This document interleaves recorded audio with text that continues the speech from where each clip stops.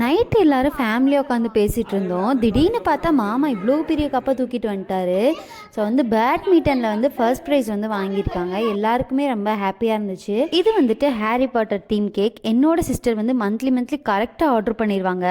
அவனோட பையனை வச்சு அவள் ஃபோட்டோ ஷூட் பண்ணிகிட்ருக்கா. ஸோ அதுக்காக ஃபஸ்ட் மந்த் செகண்ட் மந்த்துன்னு சொல்லிட்டு ஆர்டர் பண்ணிகிட்ருக்கா.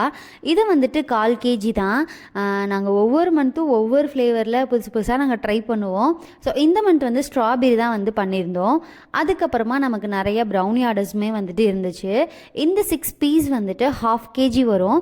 இது வந்து நான் வந்து 400 rupeesக்கு வந்து சேல் பண்ணிகிட்ருக்கேன். ஸ்க்ரீனில் தெரியுற இந்த நம்பரை காண்டாக்ட் பண்ணி உங்களோட ஆர்டரை வந்துட்டு ப்ளேஸ் பண்ணிக்கோங்க. அன்னைக்கு இருந்த எல்லா ஆர்டரையுமே செஞ்சு முடிச்சுட்டு நான் தூங்க போயிட்டேன். ஸோ நெக்ஸ்ட் டே வந்துட்டு எல்லாத்தையுமே நம்ம போய் டெலிவரி பண்ணியாச்சு.